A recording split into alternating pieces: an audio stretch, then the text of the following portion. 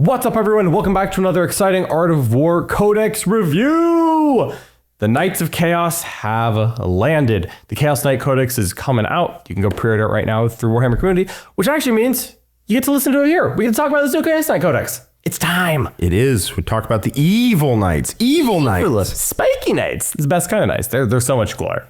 You know, they might dye their hair black and come to the side. You might listen to, Linkin Park and tell you that it's edgy. They're spiky. You're not going to draw blood on an Imperial Knight, you know? No, you will not. But today is all about Chaos Knights. So, of course, if you like this kind of content, like the content, share with your friends, subscribe, leave a comment. If you subscribe, you'll even get notified every time we go live. Because, hey, I tell you what, whenever we get a new codex, Jack, we always put out a bunch of tier lists and live games on YouTube and discussion. The only thing we like more than new rules is talking about new rules to you guys. I like playing with new rules. Oh, that slams, all right? As a matter of fact, if you want to see a game with some of these new rules, well, you can find that right now in the Worm. That's a link in the description below, or right here on YouTube if you become a member of the channel as a member of YouTube Gold, or you go to that link, theworm.vhx.tv. You can get a free trial, 3 days right now. Go watch a new game with this new codex. Absolutely. Ready to dive in? Let's do it. The Army Painter is my favorite hobby company in the entire world. My desk is literally full of Army Painter products, and it takes me from being an average painter to putting above tabletop standard models out into the tournament scene.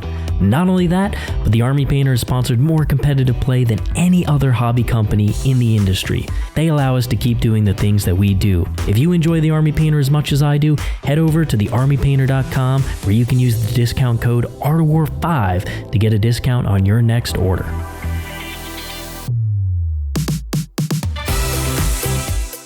All right, so let's start off by talking about the main faction rule for Chaos Knights. We're gonna do the faction rule, then we're gonna do the data sheets, then we're gonna talk about these brand new detachments.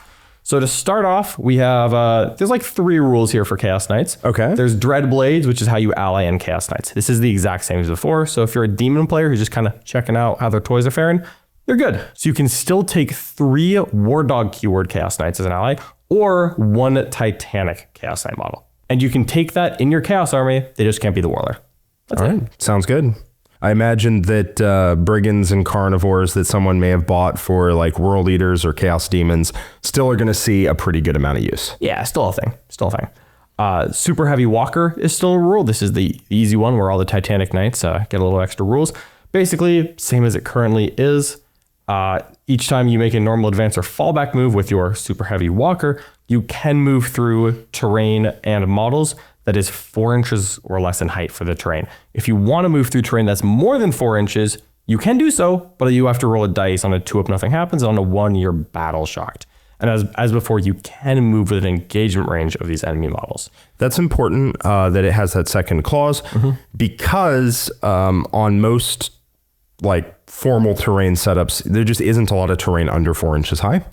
And the stuff that is explicitly supposed to be moved through by everyone and not just big stompy robots. Yeah, moving through 4-inch terrain doesn't apply on a lot of tables, but 4+, that matters a lot. That matters a lot. On GW, there's literally nothing that's less than 4 inches high other than the stuff anyone can move through. Yeah. And on WTC, I think it's only small sections of a couple walls you can move over. Not much at all. No. So those are the 2 little ones. There is, of course, the main army ability, which is Harbingers of Dread. So there is a Dread table, and yes, it is back to being a table. This is actually a fairly significant rewrite of what the faction rule was in the index. I personally believe that this is a massive glow up as far as the rule actually having a reason to exist, which is what I prefer, personally. So Harbingers of Dread gives you a D6 table that you get to make a roll on or a choice from on the start of battle rounds 1, 3, and 5. So the way this works is you either roll 2 Dread abilities or you choose 1 each time you are at this point. Now, if you roll a duplicate, you don't re-roll it. So the later on in the game you are, the more likely that rolling is going to accidentally give you something that's not actually helpful. Okay. So is there an advantage to rolling? You roll 2. I see. So I think on battle round 1, you could totally roll 2 dice. But then by battle round 3 and 5, I think you're going to want to just pick. Yeah. So in addition, there is 1 result on the Dread table that is always active. So you always have Deathly Terrors. This is while an enemy unit is within 9 inches of the Chaos Knight, -1 leadership. That is passive no matter what you roll. Okay, and that's -1 leadership, so that also applies to any sort of leadership checks. Battle shock, maybe? Battle shock checks for sure, but any kind of like weird take a leadership check to do X also would count. Any of those. So now here are the 6 results. First is Despair. This is the 1 result. While an enemy unit is within 9 inches of this model, worsen the leadership characteristic of models in that unit by 1. This is cumulative with Deathly Terror above. So you can be -2 leadership. Exactly. Okay. Doom. Each time this model makes an attack, if the target is battle shocked, add 1 to the wound roll. That's one of the current abilities. Okay. Darkness. Each time an attack is made against this model, if you are battle shocked or more than 18 inches away, subtract 1 from the hit roll. So if the enemy is battle shocked or 18 inches away, -1 to hit a Chaos Knight. Okay, just period. Like if you're battle shocked or you're over 18. Either one. You can pick that at the start of battle round 1. You could pick that battle round 1. After you see who's going first, you'd be like, oh no. That's quite good. Yeah. Yeah, if your opponent's a shooting army and they go first, yeah. Beep. This would be the time where I would pick round 1 instead of rolling, is if I look it down at the table and realize I need this. And you can decide to pick or roll when you do it, right? At the start of battle round 1, 3, 5, you make the choice each time. So you could pick round 1, roll round 3, and you can choose in round 3 whether or not that's what you want to do. You don't have to preset it anything. Duplicates are just too bad, so sad. Duplicates are too bad. Okay. Yep. There will be a little bit of ways to manipulate this in one of the detachments, but... So like if you roll 3 times and you get 1, 1, 1, 1, 1, 1, you had 1 ability. Correct. And also are also very a unlucky. good story for your friends. Yes. All right, so the next one, the 4 result, is Dismay. In the battle shock step of your opponent's command phase, for each enemy unit that's within 9 and below starting strength, that enemy unit must take a battle shock test. So this is taking the old Traitoris Lance Index ability and putting it as one of the options on the army roll. I see. So they've broken up the army rule, and you can get it plus just over the course of the game. Exactly. Okay. Next up, the 5 result is Delirium. While an enemy unit that is below half strength is within 9 inches of this model, each time it fails a battle shock test, it suffers D3 wounds. It's not bad. Terrible. It weirdly doesn't combo with Dismay particularly well, because Dismay forces you to take battle shock when you're not below half strength. And then Delirium, you have to be below half strength to take the mortals on a failure. But if you have a couple ways to force battle shock tests, it could get interesting. I see. And the other change that they've made, the big one, is that all of these are 9 inches, not 12. Correct. Which leads us to the last option. The 6th result is Dominion. Add 3 inches to the range of this model's aura abilities. Oh, all aura abilities. All aura abilities. All aura abilities. Which is not Deadly Demise, I checked. Deadly Demise, not an aura. Not an aura. No. I immediately was like, surely. A 9-inch deadly? All right, so that's the army ability. So it used to be, just to frame the context, it used to be that opponents were -1 to hit you while battle shocked, and you were +1 to wound enemies while they were battle shocked. Was there any turn timer on that? Like one of They removed the turn timer 1 or 2 balance patches ago. Got it. It used to be round 3 on, no rules round 1 or 2. Now it is, right before this codex comes out, it is all 5 rounds active, but that, and the -1 leadership. Okay. I really don't know how to think about this. Yeah. Because you start with basically a third of your old rule, and then you immediately can either pick a second third of that rule or roll in the chart. And if you roll, you'll probably have something probably slightly not as good as your previous rule starting on turn 1. Yeah. But then I think the moment you get to turn 3, it's probably better. But there's a 1 in 6 chance you roll doubles and you feel not ideal about the situation. Yeah. I will say if you're over 18 inches away, being -1 to hit, being able to pick that on turn 1 is pretty huge. That's the But one. after turn 1, it's a lot less impactful. Chaos Knights tend to be fairly close range. Usually, yeah. Even more so now. Spoilers. I think this is probably just a side grade. Yeah. But like a more interesting side grade, which I think is cool. I think it's much more interesting, and I do think it's going to be a net buff because there's one detachment that can manipulate this table a little bit better than the others. I see. And that I think will take it over the line. That is a really cool way of doing it. Yep. The rolling 2 dice and you get doubles and it's just like, oops. I think they could have said, hey, if you get doubles, reroll, or you get one result you've already got, you could reroll. That would just be home run. It'd be very good. but it would still be a little random. Like if you choose to roll, you might get buffs you don't need. Yeah. So I think that would have been okay, but you know, you accept that risk, I suppose. So we're going to go do the data sheets before the detachments, so that we kind of have some more context when we go through those detachments. All right, starting out with the Knight Tyrant, toughness 12, movement 8 with a 3-up, 5-up. Did I have a 2-up before? There used to be T13 and a 2-up save. I believe it's a trend though. The toughness values have gone a little down. But what's the wounds characteristic now? 28, which is quite a bit. It is more than before. And it is still OC 10, which is It's a lot. sizable. So this is basically a Valiant and a Castellan merged into one, but you get to choose what they do. So the abilities are Infernal Aegis, while a friendly War Dog model, and notably it's an aura. So if you pick auras, it's 9 inches. While a friendly War Dog model is within 6 inches of this model, that War Dog model has the benefits of cover. Strong. Not really. Cover is kind of everywhere in 10th edition. Yeah. And so having the benefits of cover is kind of superfluous. You can't have the benefits of cover twice. No. And if the tip of your chain cleaver is behind a wall, you have the benefits of cover. It so often is. And then Bastion of Corruption. Enemy units that are set up on the battlefield as reinforcements cannot be set up within 12. Is that an aura? It is not. Tragic. It is not an aura. Yeah, I mean, that's still a very good ability. Let's see if the, at this point, it's basically a stat stick, right? Yeah. It's a stat line. And having a no deep strike aura is actually very good for a low model count army like Knights. Mm-hmm. So that is quite helpful. Let's see if the stats measure up. So it gets either a Brimstone Volcano Lance and Ectoplasma Decimator, or a Dark Flame Cannon and a Warp Shock Harpoon. So the Warp Shock Harpoon is D3 shots. Somehow you fire D3 shots out of one harpoon shot. That is true, yeah. You know, we work with it. At range 12 with Blast. That's new. Yeah. Ballistic skill 3, strength 24, AP 6, damage 12 with devastating wounds. No anti, no nothing, just blow.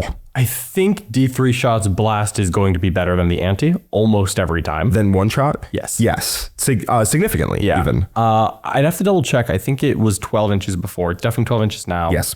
It's a nice stat stick. Yep. And then it's nice. The Dark Flame Cannon, 18-inch range, 3d6 shots, ignores cover torrent, strength 8, AP 1, damage 2, which is a good flamer, but it's not definitively better than what's on a Redeemer. Yeah, well, it's less shots on average. Fewer shots, strength 8, but only AP 1. It can't overwatch, which means it doesn't 1 CP double shoot. Yeah, I'll tell you now that there is not a way to overwatch this in this book. I don't like that loadout. Let's go with the other one. Brimstone Volcano Lance, D3 shots blast at strength 20, AP 5, D6 plus 8. Yeah, I would probably prefer that over a 12-inch range one that has dev wounds. Yeah, I'd agree. Yeah. 60-inch range on that one, so it's a pretty damn good gun if it hits wounds and they fail their save, because any one of those would make your life miserable. Yeah. And then the Ectoplasma Decimator is 36-inch range blast, D6 plus 3, at strength 8, AP 3, damage 2, or you can overcharge to add hazardous and plus 1 to the strength, AP, and damage, which is an okay gun. It's good. It's a good gun, but I will say stats still just kind of aren't up to par on this one. Yeah, you'd need some buffs to make this worth. You really would. If there's like an enhancement that can only go on this guy, or is best if you are like far away and shooting from downtown, I could see it. We'll just have to stay tuned for some of that. Yeah, I think a real weakness of this datasheet is the fact that it's one datasheet, unlike the Valiant and the Castellan, because you can't take 6 of them. I'm with you. Exactly. And also because they're going to be the same costs, you're always going to be comparing the D3 shot 12-inch gun to the D3 shot 60-inch gun.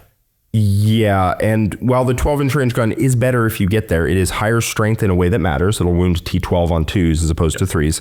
I will say you will shoot it basically once a game, as opposed to every turn of the game that you will shoot the Brimstone Volcano Lance. So that one is better.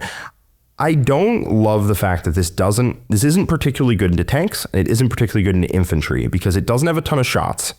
So it's not amazing into infantry. And it only has one gun that has high strength. It's D3 shots. It hits on 3s. It wounds on 2s and 3s. It's not what I would call reliable. Like, you can one tap a gladiator with this, but you could also roll 2 shots, 1 miss, and then they make, you just fail to wound or something. And the Plasma Decimator isn't going to help you finish off a tank where you rolled like a 1 on damage or something. So yeah, probably not it, but we'll move on to the next option. Next up, we got the Knight Despoiler. This is your custom knight. This is the one where you can make it have whatever G.I. Joe arms you want it to have. Lovely. All right, so it is toughness 11 and it moves 10 inches with 26 wounds. Those are the 10-inch move. Is the same as it was before, but T11 is not, and that is a huge change. One Las lower. Cannons wound you on 3s, Dark Lances, Bright Lances wound you on 3s. T12 to T11 is a pretty steep break point. And so having 4 extra wounds, was it 2 or 4? It was 22 before, I think. 22. Having 4 extra wounds sometimes is an offset to that, but I think most of the time will not be. I think most of the time you'd rather have the extra point toughness. I would agree usually, yeah. Yeah. So you're going to be the natural home for all those anti-tank guns that your opponent's shooting. They're going to do well there. They're going to do pretty well. They're going to win you on 3s. All right, so going in, this thing has an aura and a regular ability. The aura is while a friendly War Dog model is within 9 inches, improve that model's leadership and OC by 1, which is okay. War Dogs are still OC 8. They're OC 6 now. OC 6 going to 7. That's actually not bad. Not bad. Yeah. Not bad. And then Seething Hatred. Each time this model is selected to shoot or fight, you can reroll 1 hit roll, or you can reroll 1 wound roll when resolving those attacks. Yeah. Or it's a little, I'd even say bad. Yeah, it's not too impactful. I mean, I think what it's trying to tell you is, take a melee weapon and a shooting weapon, so you get the rerolls in both the shoot and the fight phase. You could legally do that. You can legally do that. I would not recommend that. I would probably take 2 guns, and then you just don't have rules. Not ideal on this one, honestly. No, not really. Not really. The Knight Abominant, though, cool man extraordinaire. Everyone loves the Abominant. That is true. So he is also toughness 11 and 26 wounds, same as his brother. Abilities: at the start of your shooting phase, pick an enemy unit within 24 inches invisible to this model. That enemy unit must take a battle shock test, and that does trigger basically the +1 to wound if you have that up. Yeah. Or the mortals if they're below half, because the other ones would apply on your opponent's turn and they'll unbattle shock by that. Yeah, and there might be a few stratagems lying around that will get better if someone's battle shocked. That does sound correct. Warp Storm. At the end of your movement phase, roll a d6 for every enemy unit within 9, and this is not an aura. Not an aura. On a 3+, that enemy unit suffers D3 mortal wounds, so they can kind of wear people down over time, kind of like Mortarion would. And then it has the Volkite Combustor, which is 12 shots, hitting on 3s at strength 12, AP 0, still damage 3, devastating wounds. So it gained 3 shots. That is impressive. It did not gain, let me zoom real far in, a single point of AP. No. Controversial opinion here, I would rather have gained 3 shots than 1 point of AP. AP 0 to 1, I don't really care. Gonna be honest here. Sure, you really do need to go to AP2 to be a real gun on a big tank. I would have taken AP2, but +3 shots makes me happy. Yeah, I mean, strength 12 means that this is like an okay anti-infantry gun. Yeah. But okay is probably where I'd end. Yeah, 12 shots, it's not going to solo very many units, but it is good for putting damage on almost any target, because 12 dice with dev wounds will put something on everyone. Okay, so looking at statistics here, right? You fire 12 shots at a tank. Yeah, I was just saying you're shooting a normal battle tank. Yeah, like a gladiator or something. Yeah, very reasonable. Right? 30-inch range. You have to do a little tiny bit of work to get in range. It's not the end of the world. Yeah. So you get 8 hits. Let's say you get 6 wounds, which is slightly on the high side of average. And like 1's a dev wound. Yeah, or even 2's a dev wound, which at that point is about average. It's close. It's tough to do the exact averages, but like let's say you get 4 wounds and 2 devs. You're very likely to do like 9 damage to a tank that way. Yeah. I would say. And that's honestly not bad. No. And you throw a lot of dice. Yeah. So you're very likely to hit those averages of getting about 9 damage on a tank. Yeah. It's not a bad place to be. It's an unconventional way to get there, but It's super unconventional. I rolled it a few times. I think it's a little bit more damage than it feels when you read it. Yeah, you do read AP 0. And you like laugh and wave your hands. Yeah. It does force a lot of dice. Can't and shoot 2 up saves, It though. does turn off the moment you hit 2 up saves and don't roll a bunch of 6s. That's correct. Yes. But if you do roll a bunch of 6s, I mean, listen, if you're watching at home, you play into this thing, I guarantee you, your opponent's going to be like, oh, look, I got 5 6s. How'd that happen? Every once in a while. Then you're dead. You're just dead. So that's actually not bad. I quite like this thing, but it also has combat. Yep. Bale Mace or Electro Scourge, you can choose one. One of both. Bale Mace has extra attacks. So the Electro Scourge is 9 attacks, quite a few attacks, with sustained hits 1 at strength 10, AP 2, damage 3. Perfectly reasonable. Perfectly Doesn't reasonable. have a strike profile. It's just a better than normal sweep. Yes. And then you have 3 attacks, hitting on 3s at 8, 1, 2. This thing's kind of an all-rounder. It consistently does some damage to everything. Mm-hmm. That's not a bad place to be, honestly. It's kind of like a Vindicator, right? Vindicator's not good because it one-taps things. It's good because it will hurt anything in the game if it targets it. Exactly. I quite like the Abominant. I don't love the Abominant, but I like it. It doubled the range of its cause of battle shock. That used to be 12, now it's 24, which makes me significantly more excited about shooting with it because you get the +1 wound against things that are battle shocked. If you get the +1 wound, this thing should kill a tank when it shoots it. Yeah, if you just cause someone to be battle shocked, that's really nice. And also, I like splashing the mortals around to get people below starting strength while they're near you. This thing's cool. I guarantee you somebody's going to try to run 3 of these, and it won't even be nearly as bad as it was before. No, I think I'll stick with 2. But the funny thing about that mortal splash not being an aura means you can hit someone multiple times with it. I see. Yeah, yes. I want it to be an aura for the first one, but if I'm taking 2 or 3, I would like it to not be an aura. Yes, because then, if you just run them up the board, you're like, that unit's in range of all 3. 3d3. Oh, look, you took 6 damage. That can happen. That tank is low, and I'm going to charge it. Yeah. I'm going to shoot it, or whatever. A 6 wound predator, I'll just shoot one of the guns at it, and he'll probably kill it. Yeah. I mean, 36 shots at 12-0-3 dev wounds. It will stop being funny very quickly. Yeah. Like halfway through the shooting phase, it'll stop being funny. I kind of like the Abominant. And your opponent's going to go, I can't let him shoot me with that again. No, you can't. And if there's any way, and I mean any way to buff this, shooting-wise, it's going to sting. That is true. Yes. Knight Ruinator is the new box set. Mm-hmm. Okay, so it has the same profile as its friends. And then in terms of abilities, it has at the start of the first battle round, select one enemy unit from your opponent's army to be this model's victim. Each time this model makes an attack that targets its victim, you can reroll the wound roll. Each time this model's victim is destroyed, select one new enemy unit to be this model's victim. Note, he does not have to be the one to kill the victim. Correct. Which is pretty big departure from how they did things like this at the start of the edition or last edition, that sort of stuff. Much better now. Yeah. I will still say not amazing, right? It's fine if your opponent has like a Primarch and you really want to kill the Primarch. Yeah. But still. I think what it works well with is that his first victim is going to be a squad of 5 Rangers on an objective where you're just going to kill that with something else. And then you're like, all right, now that I've killed it, I pick a new victim. It's the one thing that happens to be in line of sight of me right now. And now I'm going to shoot the big guy. That's how I kind of see that working. You can definitely game it like that. The one issue here is it's at the start of the first battle round. So if you're going second, you nominate the Rangers and your opponent goes noted and they run away. They put 5 elves behind a wall. Yeah. Against Chaos Knights. Well, there are some downsides. We can solve that. Yeah, there are some... we can solve that one. Some funny Havoc launchers. That's the thing we can solve. Yeah, it is nice partway through your shooting phase to be able to be like, dead, now, bang, shoot the thing I want. And then you retarget, possibly to 5 more elves, actually. Yeah, and just make sure that they're 100% dead. Yeah, you can game that pretty hard. Yep. So that's cool. And then his aura is close range killers. While a friendly war dog model is within 9 inches of this model, each time that war dog makes an attack that targets the closest enemy unit, improve the AP of that attack by 1. Did the Brigand's rule change?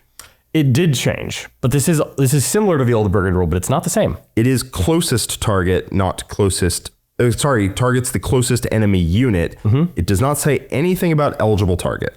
And it doesn't say anything about ranged weapons. Mm-hmm. Yeah. That's pretty cool. It is pretty cool.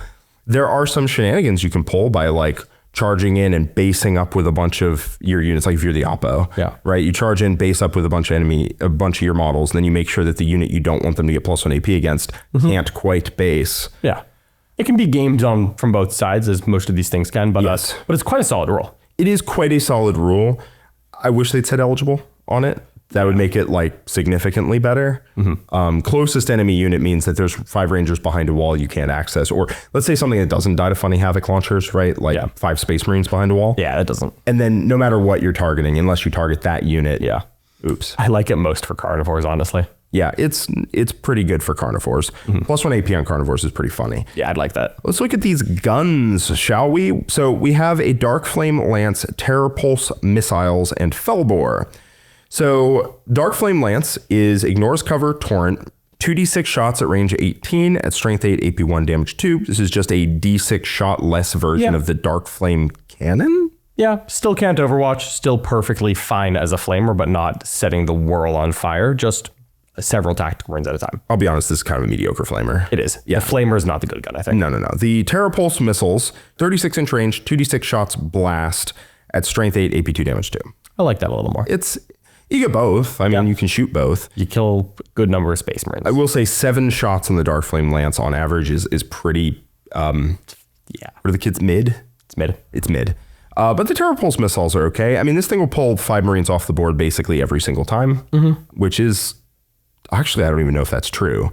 Because if they are contempt and cover, you're getting 3-ups on everything. Yeah. Yeah, they can armor contempt one thing, but there's that's why you battle shock them. And then Fellbore is either 4 attacks with anti-monster vehicle 2+, hitting on 3s at strength 14, AP 3, damage 6, or 10 attacks, no anti, at strength 9, AP 2, damage 2, which seems okay.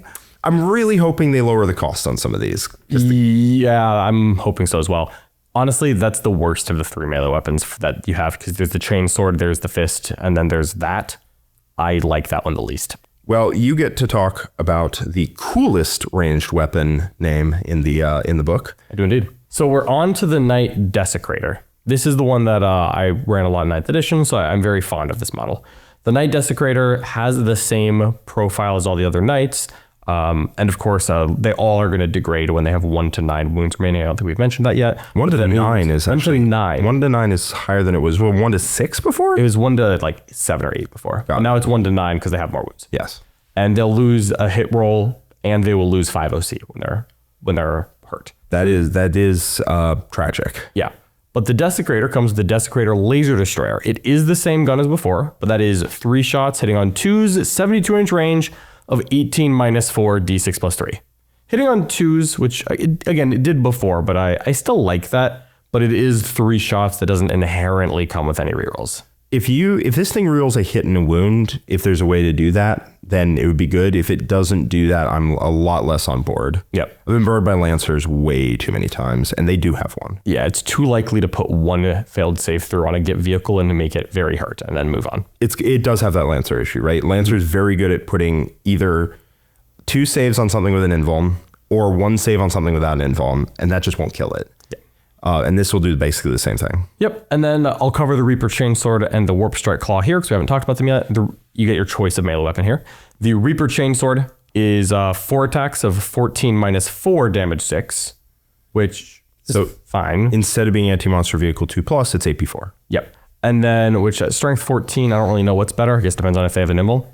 Usually the anti is going to be better, I would imagine. say wounding on 2s is probably better, yeah. And then the sweep is 12 attacks at strength 9, AP 3, damage 2. Well, that sweep is wildly better. It's a much better sweep on the Reaper Chainsword than on the Fellbore. Now, the last melee weapon is the Warp Strike Claw. The strike here is also 4 attacks. It's strength 20, AP 3, damage 8. So strength 20 instead of anti 2+, which is sometimes the same, sometimes worse. Same AP as the Fellbore. Damage 8, not bad. And then the sweep on the claw is only 8 attacks, but it is 10 minus 2, 3. I think the claw is better. I think the claw is better. I like the Abominant melee the most because frankly, I'm okay with the sweep. Yeah, the sweep is really where you're going to usually what you want anyways. And the warp, I like that the sweep is 1 more attack than the Warp Strike Claw and has sustained. I mean, once you get up to 10 attacks or once you get up to strength 10 on your attacks, you start to wonder whether you should be sweeping into everything. Yeah. Right? Anything that's not a T11, T12. Yeah, you're just sweeping. All right, now for the actual rules. Each time this model makes a range attack that targets a monster or vehicle, you gain devastating wounds. Okay, that's fine. It's on a 3-shot AP4 gun. I just don't care that much. If I roll a 6 to wound on my 3-shot gun, my opponent doesn't get to roll a 6 up save. I'm sure sometime I'm going to shoot a Maliceptor and be like, wow, this actually helped. Or yeah, but they also could have just failed to save in the first place. I really think it should be like +1 to wound, or reroll a hit and a wound, or something to make it more likely to put more saves. I would give good money for the Hammerhead roll in this bad boy. Yeah. The last rule is Taskmaster, which is a 9-inch aura of War Dogs. Reroll 1s to hit when they make a ranged attack. That is pretty good. It's solid, yeah. Now, the flip side of this is the Knight Rampager. This is the melee knight that you build from the same box. The Knight Rampager gets a Reaper Chainsword and a Warp Strike Claw. It is a better version of each, though. In each case, it is more attacks and weapon skill 2 and sustained hits 1. Okay, so basically +2 to hit. Yeah, so it's basically like +2 to hit. And then the mathematically, they're the same. The strike profiles for each of these weapons is going to be 6 attacks instead of 4, in addition to being weapon skill 2 sustained hits. So basically double the hits. Oh, okay. So this guy just messes you up. Just messes you up in combat. And the sweep on the chainsword is 18 attacks, and the sweep on the claw is 12 attacks. Again, he comes with both, so you can see what you are rolling against and say, Tactical Marines, we'll take the 18 damage 2 attacks. Possessed, 12 attacks, damage 3 that are sustained and hit on 2s. He hits very hard in combat. Okay, so the Rampager, he hits. Each time this model makes a charge move, he gains devastating wounds on his melee. Sure, that's good. That's good. That's good. Yeah, that's good. When you're making 18 attacks with a big chainsword. No, it's good. It's good. Yeah. And then he has a 9-inch aura of War Dogs reroll 1s to hit in melee, because he is the mirror of the Desecrator. So how much did that change? Not much at all. One of his rules changed. His combat is a little different. So his rule, instead of devastating wounds, used to be when he charges, he gains sustained. They moved that over to the weapon rules. And once per game, he advances and charges. Now he doesn't do that, but he has dev wounds on the charge and sustained all the time. Does he move faster? He moves 12, which is faster than normal, the same as last week. Right. But he moves faster than the normal guys. I would really love to know, because I think points costs are going to make all of these guys. Absolutely, yes. Right? Because the Rampager, I think, should be the cheapest because it has no gun, so it has to run down the pipe at your opponent. Yeah. And, most of these does have to get in there. I think most of these can be pretty cheap, if I'm being honest with you. I think they should be. None of these need to be expensive. No, if they are the same cost, before you didn't see any of them, right? Like, exactly. You just saw zero Big Knights. And that would be such a shame if that continued. So, indeed. So we are on to the standout of the Codex, which is the War Dog datasheet. Wow, that's a big departure from how things were before. Absolutely. All right, so first up, we have the War Dog Huntsman, and same as the Big Knights before it, we can read its profile and see some things that are going to pop up further down the line. So they still move 12, but this time they're toughness 9 with 14 wounds instead of T10 with 12. Yep. And just like the Big Knights, I think you'd rather take the toughness 10. If I was going to pay the same points, I would agree. I would hope that the points go down, but I really don't know how many more than 13 War Dogs I'm prepared to see across the board from me. More than 13. But if they are toughness 9, I'm a lot more inclined. More than 13. T9 is a pretty big break point. Yeah, T9 to 10 is... It's one of the biggest, actually, in the game. So strength 5, 9, 10. All care. And I suppose strength 20 or strength 18. I'm sure strength 18 cares. But for example, against World Eaters are made out of strength 10. And yep. So Emperor Children, strength 5 and 10. Interesting. So it's essentially +1 to wound against them. So you really got to milk those extra wounds. Yeah. All right. So it has a datasheet rule. It has Huntsman. Each time this model makes an attack that targets a monster or vehicle, you can reroll the wound roll entirely, and that is in shooting and in combat all the time. That's a glow up. That is a big glow up. That is a big glow up. That is a big glow up. This thing is a lot more reliable at doming vehicles. Absolutely. Now check the Demon Breath Spear for me. Oh no. Range 18. I see the problem. Exactly. Yeah. No, I get that. And then you have to be within 9 for the Melta. Yes. I see. But the rest of it is the same. Strength 12, AP 4, damage D6, Melta, I believe 4 still. Yep, Melta 4. It is also, and I forgot to mention this, it is OC 6, which is a pretty steep downgrade from the original Armiger, which is OC 8. Although I will say... I think it's fair.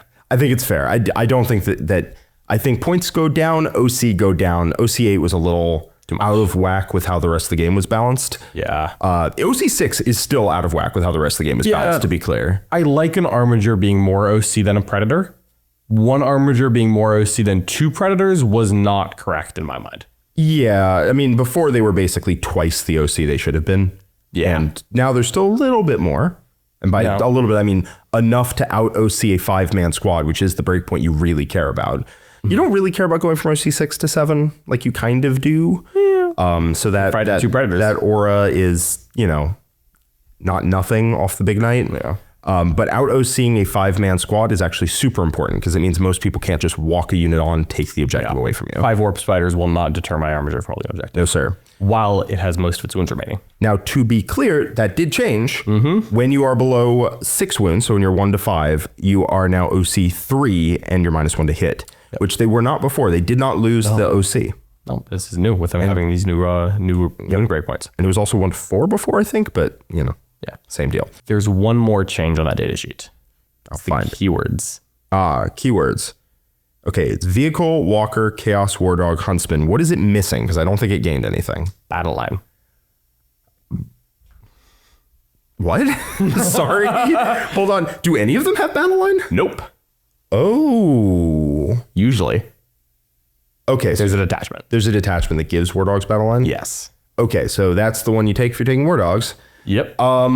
Yeah, not having battle line is pretty huge there. I'm surprised I didn't see that.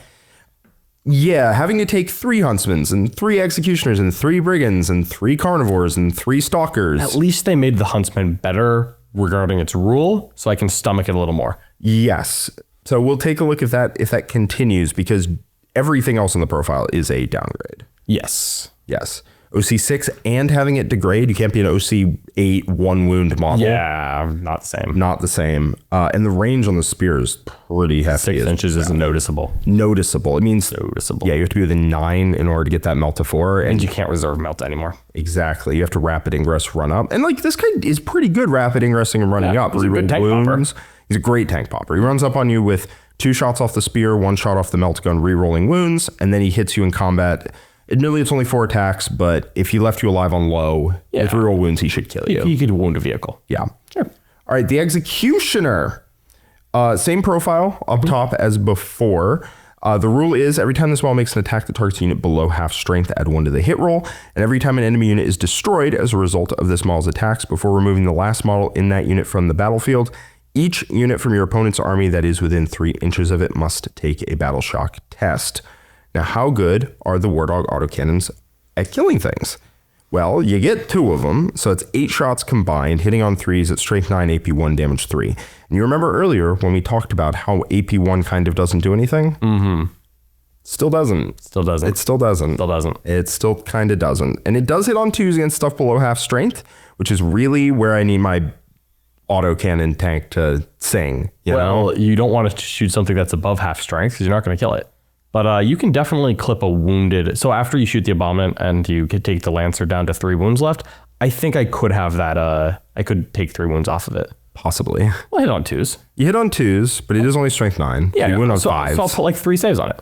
And then he just has to fail a 3 up because it'll be in cover. Exactly. The reason AP1 doesn't matter is because cover is everywhere in 10th edition. Yeah. And 3 up saves, which are on a lot of the things you're going to be, predicting upon. I feel like it's the most common save is the 3 up. It is. And a 3 up save in cover cannot be taken to a 2 up, but it can ignore the first pip of AP. Yeah. And so the first pip of AP that he has will be ignored a lot. Only 1. Yeah. Got to find some ways to buff the AP or remove cover if you're going to try to make those autocannons be a real damage dealer. Well, the Executioner wasn't that great before, but you know what was good before?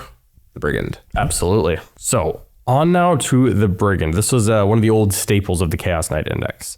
The Brigand does have the same stat line. We haven't really mentioned it, but every knight we've discussed so far has that 5 up invuln against ranged weapons still. It is still against ranged attacks only. Only against ranged attacks, so melee units getting up on you with high AP, a little rare, but they will be kind of the bane. You will notice if they do. Yes. The Avenger Chain Cannon is the same weapon as before. You still get a Chain Cannon and a Demon Breath Spear. Chain Cannon is still 12 shots, 24-inch range, hits on 3s, 6, 1, 1. At least It is still 24 inches. Still 24 inches. The Demon Breath Spear is the exact same weapon as it was on the Huntsman. Now, I will notice that I said that chain cannon hit on 3s and Jack didn't blink. I didn't hear you. It does hit on 3s. That is... As does the Demon Breath Spear. So hitting on 3s instead of 2s with this Brigand now. Okay, yeah. No, I didn't even register it. I just assumed they hit on 2s. No, it's on 3s. They don't. What's the data sheet rule, John? Give it to me straight, Doc. Oh, on. The Heavy Stubber and the Havoc Multi-Launcher are the same as before. Do they hit on 2s? No, they hit on 3s. Okay, all right. And the Brigand rule is called Brigand, so you can tell they spent a lot of time writing this. That's going to be good, isn't it? It's not good. Oh. It's going to be good. It's not bad. Each time you make a range attack that targets a unit that is within range of one or more objective markers, you ignore as cover. Okay. It's perfectly fine. It's a perfectly fine rule. It is not as good as before. No, it is definitely not as good as before. It sometimes is about the same as before with exceptions. Sometimes it is the same as before, but not always. Not always. Sometimes it's better than before. You shoot something that's not the closest on objective. Yes, sure. Yeah, no, sometimes it's better than before. Something on objective in cover, you're like, congrats, you don't have cover anymore. I used to run 6. Well, you're not doing that unless you're in that detachment or even maybe at all. Yeah. Next up, we have the Stalker. The Stalker used to be the character one. It is no longer. So you need a big knight. You will have to take a big knight in most detachments. There is a rule in one of them. One of them is very Warlock friendly. Got it. The Stalker has the same base stat line as the other Armigers. And it has the choice of weapons. So it has a choice of one gun, either the Avenger Chain Cannon or the Demon Breath Spear. So same guns as the Brigand, but it takes one, not both. And then it gets choice of either of the combo weapons. The Reaper Chain Talon is the same as before, which is 4 attacks of 10 minus 3, 3 with a sweep of 8 attacks of strength 8, AP 2, damage 1. It is a perfectly good combo weapon. It is not lighting the world on fire. So the Slaughter Claw is the same profile as it was before. And actually, this is the another knight that has the same rule as before. When you target an enemy unit that is not within 6 inches of another unit from their army, you add 1 to the wound roll. So he's good at picking off people by himself. Now, he lost the character keyword, but he did gain Scout 6 inches. Oh, hello. Which is, yeah. Hello there, friend. I do like Scout. That is super cool. So the one that picks off isolated targets gains Scout.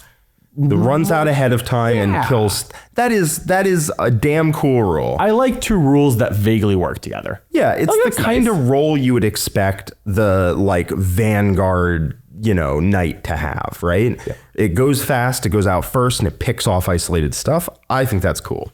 Absolutely.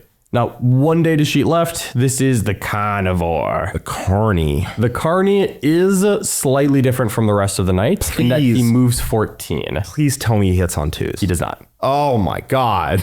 So what are we he has doing? the same carapace weapons as everyone else. He has a strength 5 heavy stubber and a strength 5 D6 indirect weapon, the Havoc Multi-Launcher. It's the same as current. So all the top weapons are the same. Range weapons, everything. His melee weapons are this. So he still has the Slaughter Claw, which is 6 attacks on him. It is weapon skill 3, sustained hits 1. Okay, so statistically identical. A little swingier, but still hits hard. Yes. He will hit noticeably harder than a Stalker is what we care about. Yes. And then they simplified it. He no longer has a strike on his Reaper Chain Talon. If you want to strike, you use the Slaughter Claw. But instead, he has a sweep on the Chain Talon only, which is 12 attacks of 8, 2, 1, hitting on 3s, but also sustained. Okay, so he stayed... I mean, we have the data sheet rule coming up, but offense-wise, he stayed basically the same. I don't think you ever used the strike on the Chain Cleaver.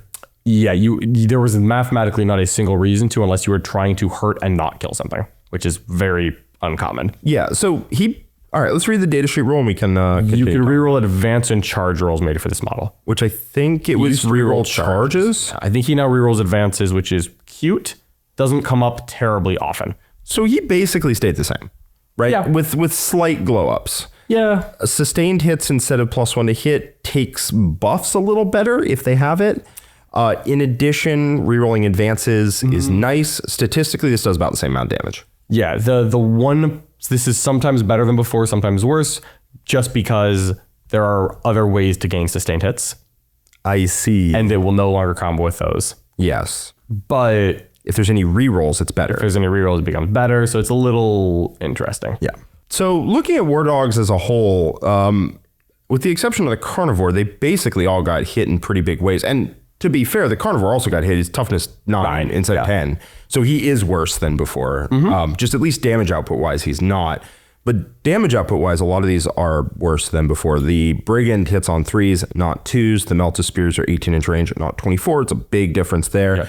It doesn't get +1 AP against the closest target anymore. So its chain cannon goes from pretty scary to Ruinator. You gotta take that Ruinator next to your War Dogs. I guess, man. Yeah. Like, you're not gonna make me excited about it. I'll tell you that. No. It's very interesting changes on all of this. It's gonna really change what a Knight army looks like on the tabletop. I think if you run a War Dog only list, which one of the detachments it sounds like can do, I don't know what the target number is gonna be. I would say maybe 16 War Dogs on one table. Yeah.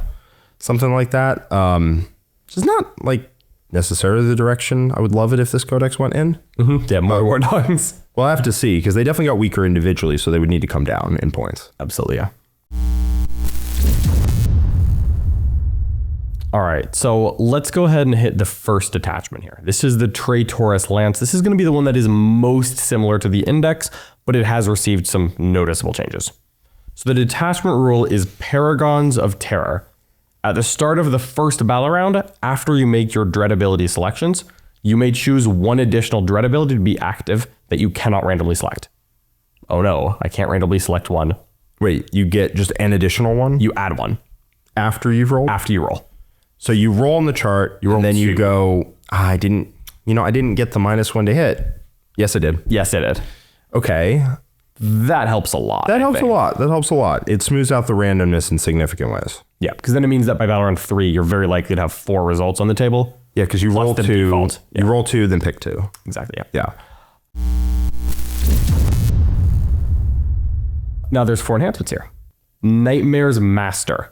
At the start of the fight phase, each enemy unit within engagement range of the bearer must take a battle shock test. Beginning of the fight phase? Beginning of the fight phase. That's super sketchy if you have -2 leadership up. Yup. Because you know how many melee units kill a big knight with lance without stratagems? It's a little weird. Not that many. Yeah. You just charge in and you go, oops, I guess I biffed my -2 leadership battle shock check.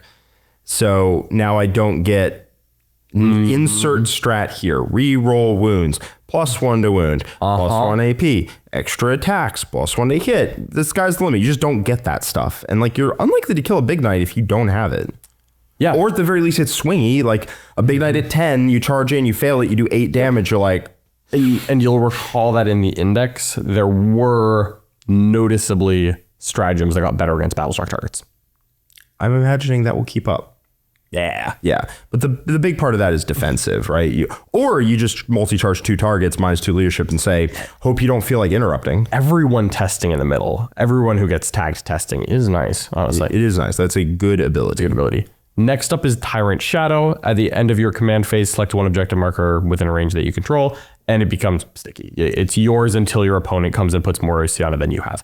So, and in addition, that objective marker has the Deathly Terror ability as if it were a Chaos Knight model from Mary. So you can use it to measure all these ranges from. Okay, that's neat. Kind of cute. The objective marker, by the way, does not refer to the big neoprene mats that we all use. One, yeah. It's a little 3-inch puck in the center. Yep. So you can measure 6 inches from the edge of the neoprene mat, and you will get an accurate result. Malevolent Heraldry is the next one. This one's kind of cool. Each time you roll dice to randomly select which dread abilities are active for your army, if the bear is on the battlefield, you can re-roll one or both of the results rolled. I like that for the... Helps prevent doubles quite significantly. Doubles. I think I'd be willing to pay a bit for that. Yeah, you take that and then you choose an extra one, and that is pretty reliable. You're basically going to roll all the time. I can't imagine a scenario where you wouldn't really. Turn 1 you roll, then you add your favorite one on top of it after you re-roll doubles. Yeah, you re-roll any doubles or re-roll any that are just happen to be useless in that particular scenario. Yeah. Which I don't even know what that would look like. I'm sure there's some, but... Yeah. I mean, ranged attacks... No, because -1 to win against battle shock units is still pretty good, even if your opponent doesn't shoot. Yeah. We -1 to hit, but still pretty -1 to hit, sorry. Still strong. Yeah. The final one, this is a rerun from 9th edition. The Veil of Medrengard, the home planet of the Iron Warriors after they fell to Chaos. The bearer has a 4-up invulnerable save against ranged attacks and a 5-up invulnerable save against melee attacks. It's pretty good. Love that. That's really I love that one. The fact that AP4 can just rock up to you in melee and give you 0 save is actually pretty bad for you. Yeah. But a 5-up invuln will make those 26 wounds kind of annoying to chew through. Yeah. And now these enhancements, it has to be reminded, will never be on a war dog.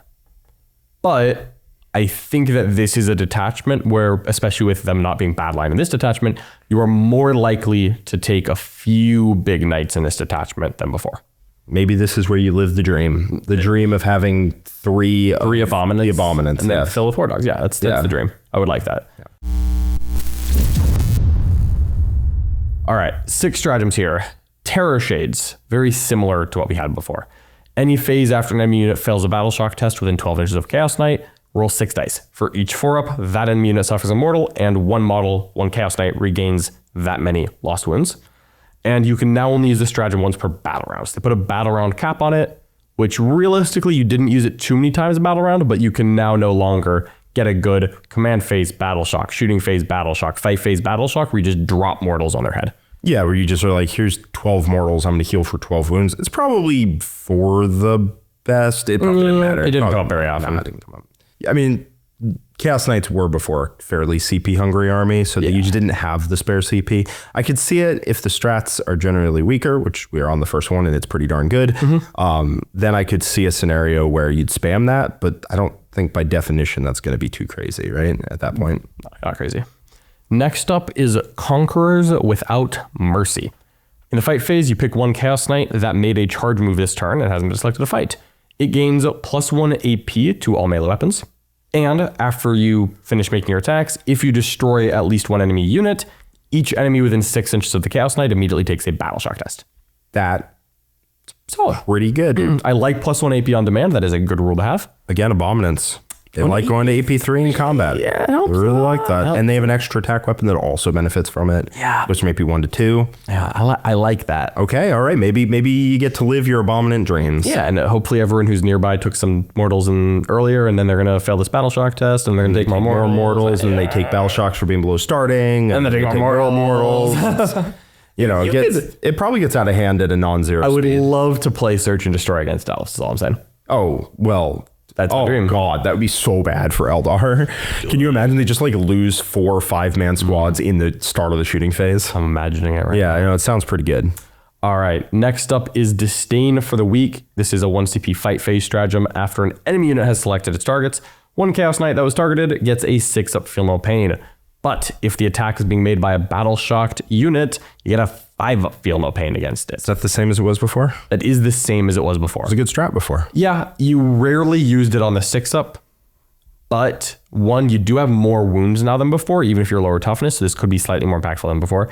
Second, if anyone is ever battle-shocked and then hits you back, this does say, stop. Oh, yeah, the -2 leadership battle shock check before you fight me in combat, where if you fail it, you don't get offensive strats and I get a 5-up Feel No Pain, and you're -1 to hit me. That's going to be a very sweaty dice roll. Yes. Yeah. Yes, it is. Yeah. Yeah, and even if you're leadership 6, guess what? You fail it most of the time, so have fun planning your turn around that. It will make things difficult. Yeah. Next up is a Long Leash. This is your command phase, and this is just you pick one abhorrent unit from your army and up to 2 friendly war dogs. Those war dogs count as being within range of any aura abilities your abhorrent has. The abhorrent, to be clear, is the Abominant, the Desecrator, the Rampager, and the Desolator.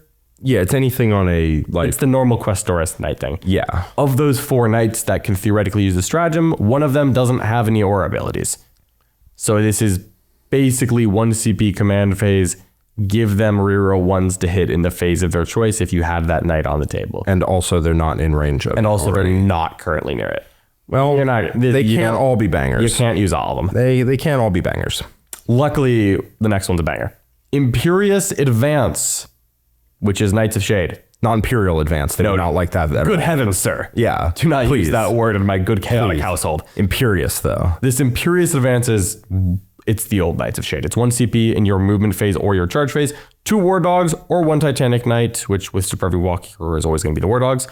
Each time they make a move, can move through terrain and enemy models and engagement range, and as long as they don't end there, and they automatically pass Desperate Escape, and they don't have to use Super Heavy Walker. Is the timing the same where you can basically roll the dice for the charge and then decide to use it? Yes. Strong. It's great. That's a hell of a strat. Good stratagem.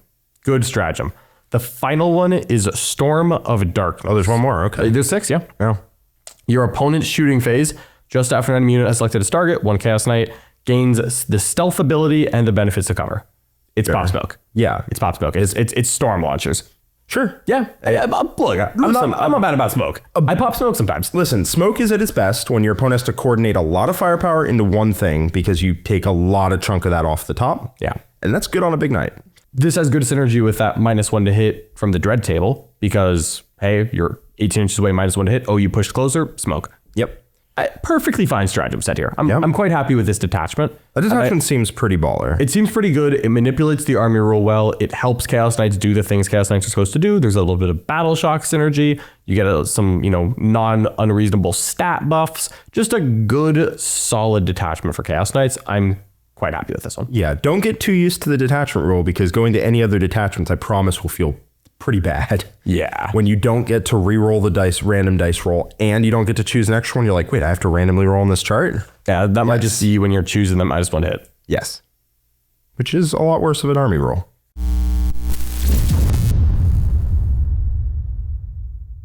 Okay, next up we have the Infernal Lance, and this one's detachment rule is a bit weird. In your command phase, one or more Chaos Knight units from your army can choose to take a leadership check. If you do, and you fail, you will take D3 mortal wounds. No. Yes, that'll sting. It'll put you right back to 12 wounds, right where you were before. No. Can't change the past. But as long as you take the check, you get a empowered token on you, basically. Nice. And at some point during the next full turn until the start of your next command phase, you can use that to get one of 3 abilities on that night. And as many units as you want from your army can take that leadership check, and they all become empowered and get an empowered token. They recommend using a token and not just keeping it up here. Yeah. That's probably a good idea. And you get to choose from one of 3 abilities, and you choose when you use the ability, not when you take the leadership check, which is a very cool way of doing it. I'd agree, yeah. So the first ability is Unholy Hunger, which is when you make a normal advance or fallback move, you get +3 inches to your movement characteristic. Noticeable. Quite quick. Yeah. Zippy even. I'd say so. Yeah. Diabolic Power. When you're selected to shoot or fight, you get either lethal or sustained hits until the end of the phase to all your weapons, which is decent as well.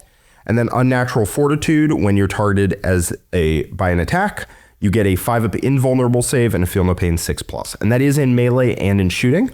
So the in shooting part of it, you only care about the 6-up Feel No Pain, which is not bad. Not bad. Not bad.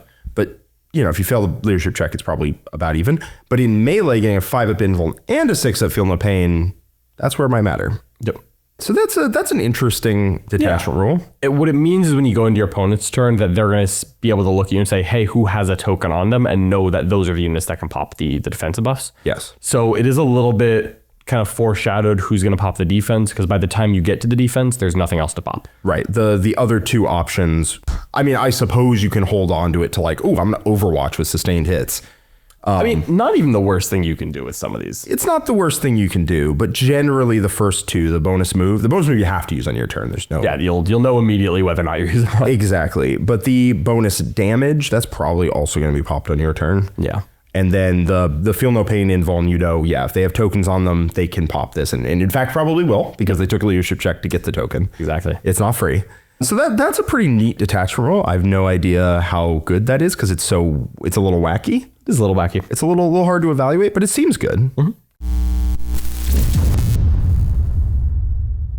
Then the enhancements, we got Knight Diabolus. Chaos Knights model only improve the weapon skill characteristic of the bearer's melee weapons by 1. And while the bearer is using the Diabolic Power ability, which is to gain sustained hits or lethal hits in a phase, its melee weapons gain lance. Yes. So that dude hits quite hard. Yeah, and because you're improving the weapon skill and you're getting sustained or lethal while you're doing this, I think, funny enough, this is actually good for making a mid-combat knight into a good combat knight. Yes. The Rampager already hits on 2s and is sustained. Correct. So what you could do is you could put it on a Knight Abominant. Yeah. Make a hit on 2s, +1 to wound, sustained hits. Yeah, and lethal then. 'Cause he's sustained already, so he'll gain lethal.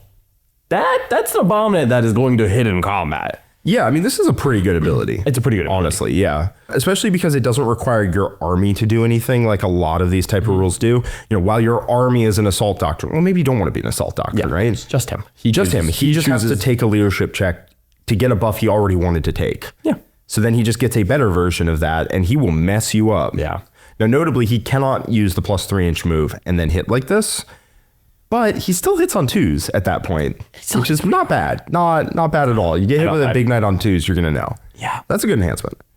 Blasphemous Engine. Ooh. Chaos Knights model only add 2 to the bearer's wounds characteristic. Each time the bearer's unit makes a Malefic Surge, which is any of the 3 choices, you can reroll the leadership check taken to see if it suffers any mortal wounds. That's pretty mediocre. Yeah. Yeah, occasionally you save a couple wounds. If that was an aura, that would be pretty nice, but it's just him. It's just him. So if it's like 10 points, I could see it. If it's anything more than that, I would not. Flesh Metal Fusion. Oh, I like that name. Chaos Knights model only. Add 1 to the bearer's toughness characteristic. That's huge. I like that. And while the bearer is using the Unnatural Fortitude, which is get the invuln and the feel no pain, each time an attack with a damage characteristic of 1 is allocated to the bearer, add 1 to any armor saving throw made against that attack. You know what they say about big knights that are T12 now. You hit him with damage 1. You hit them with as much damage 1 as you can conjure. Absolutely. That's really what I want to be hitting Those with. lethal hit Skitarii Vanguard, never knew what hit him. Yeah. I was definitely super stoked when we got to the, maybe it's -1 damage. Yeah. Or maybe, no, it's +1 save against damage 1. Yeah, it's fine. It's fine. I like +1 toughness, to be clear. +1 toughness is good I like on +1 itself. toughness. The second part of it is... It's there. It exists. And I can't take that away from it. Yep. Bestial Aspect. Ooh. Chaos Knights model only. The bearer's ranged weapons have assault, and while the bearer is using Unholy Hunger, the plus 3-inch move, it can ignore any or all modifiers to its move or advance characteristic. So it's weird because, what do I want to be advancing and shooting in Chaos Knights? What modifiers to your move characteristic or advance rolls do you want to be ignoring? All of them, ideally. Yeah, you do want to be ignoring every single one your opponent dredges up from the worst data sheets in their codex, yeah. Yes. You're probably not paying for this enhancement. No, you are not. The Blasphemous Engine for the +2 wounds you will take if it's cheap. The other 2 you will probably take. Yeah. Yeah, +1 toughness is great, even I if was the never second gonna half take doesn't 4 do anything. And then Knight Diabolus hits like a freight train, and I do love that. Me too. All right, stratagems. We got Profane Symbiosis. End of any phase, 1 CP, you pick a Chaos Knights unit from your army that is not empowered, and you can make a Malefic Surge. And you cannot select the same unit as the target of the stratagem more than once per battle round, so you cannot go, use your Malefic Surge, and then 1 CP, use it again, 1 CP, use it again, until your guy's dead. And this is the start of any phase? End of any phase. End of any phase. So the end of the charge phase, when you charge something that doesn't have a token and does not have an invuln in combat, you can be like, oh, by Jove, I would really like a 5-up invuln against this AP4 thing. And you immediately take the leadership check. And that's not bad. I like that. That is quite good. Or, for example, if your dude that has, Knight Diabolus, who hits like a freight train, would really like to go 3 inches further, you can make that dream a reality. You move 3 inches further, become unempowered, then you become re-empowered, and you hit them with the force of 1,000 suns. Yeah, that would be nice. Yes. That's a good strat. Yep, good strat. It's also, you can use it at there's no limit other than you can't use on the same guy once per battle round. You can use it a lot if you need to. You can use it a lot if you are flush with cash. Hellforged Construction, 1 CP. In the fight phase, just after an enemy unit has selected its targets, 1 Chaos Knight unit from your army that was selected as the target of one or more of those attacks, you worsen the armor penetration characteristic of that attack by 1. I'm fine with that. Yeah, it seems solid. Yeah. It's AOC in combat. Solid. Okay, yeah, I can get behind that. Solid. I like it. Good on big, high wound units, especially if they have, feel no pain as well. Yeah. It's a solid place to be. Corrupting Taint, 1 CP. In your command phase, just after a Chaos Knight's character unit from your army makes a Malefic Surge, you target that character unit. Select an objective marker your unit is within range of that you control. That objective marker becomes sticky. You hold on to it until your opponent takes it back. I like sticky objectives. Chaos Knights need that. And this is a character only? Character only. So not the dogs, because none of them are characters anymore. It seems a little bit restrictive. Yeah, I feel like we could have done that with the War Dog and it would have been fine, but that's me. Yeah, for They sure. really want you to take big knights in 3 of these detachments. You are still going to use that stratagem. You are, for sure. To be clear. Absolutely, yes. Unleash Balefire, 1 CP in your shooting phase. 1 Chaos Knights unit from your army that has not been selected to shoot. After your unit has shot, select an enemy unit hit by one or more of those attacks. That enemy unit must take a Battle Shock test. If it has failed that check until the end of your opponent's next turn, it is a flame. While it is a flame, -1 to its move and -2 to charge rolls. You know what happens when you get lit on fire. You take 0 damage, but you move slower. Yes, that's, well, you stop, drop, and roll. Right. Which does definitely make charging into combat harder. I don't know about you, Jack, but I have never initiated a fist fight within 30 seconds of having to stop, drop, and roll. That is true. Well, speak for yourself. I personally find it to be very advantageous to be on fire while I try to, hit someone. Well, then you passed your battle shock test, and then the stratagem did nothing. Listen, do you want to get hit by a guy or do you want to get hit by a guy while he's on fire? Yeah. I have a small complaint here. I wish this strat would do anything if they passed the test. That would be neato. I like it when it's X, or if they fail the battle shock, XY. I mean, I think the X is that they have to take a check in the first place. Yeah. It's not a great X. Yeah. Yeah. Because realistically, this is 1 CP, make them take a battle shock check. And most of the time, you're not going to be banking on the second half because you can't bank on the second half. You're trying to kill them. Because you're trying to kill them. Or you're trying to slow them at long range, which means they're not in the -1, -2 auras you might have available. Yeah. Which means that it just is a shot in the dark. It's 1 CP. Hey, do you happen to be -2 move, -2 charge? I think it's a little bit of a non-bow. Yeah. The fact that the battle shock check is probably going to be the only reliable way that this happens. And at that point, you're within 9 inches of them, probably to give them the -2 so that they actually fail the darn thing. And then it doesn't matter that they might be -2 to move, -2 to charge. So this, a lot of the time, I think it's going to be 1 CP, force a battle shock check after you have already shot your opponent. Now, to be clear, you can shoot the little dually bopper stubbers at the top and battle shock check somebody. But it's going to go away by their next turn, so it doesn't matter that much. Well, yes. That's the battle shock. That does suck, yeah. Next strat. Warp Vision. In your shooting phase, 1 CP, Chaos Knights unit from your army that has not been selected to shoot this phase. Until the end of the phase, ranged weapons get ignores cover, which is pretty good on anybody who is AP1, i.e. executioners. But do you want to spend a CP to fix the profile of an executioner? Yeah, because it's for 1 model. And so it probably won't be the brigands because they have an ignore cover mechanic. Yes. And then again, I'm like, all right, who am I using this on? Am I going to take an executioner so it can extort me for a CP every turn? It's not an Abominant because he's actually AP0. True. Is not bad on I think the Desolator, the one that's double big guns. If you have like a 36 shots of 622, and then you packed into sustained or lethal and spend a CP for ignore cover, that is going to actually add up. That will there is a profile that actually quite likes this attachment. But to be fair, is that like a profile your army is going to like struggle at killing? Well, you take 36 shots of 622. You don't struggle to kill anything that's not T12 or martial damage. Fair, I suppose. 36 shots with sustained hits on 3s is 30 hits. I mean, against anything that's T7 or more is 10 wounds. You just do the lethals. It's a lot. It's a lot. AP2 ignore cover, that's still good to kill a battle tank, like a castigator, a lancer.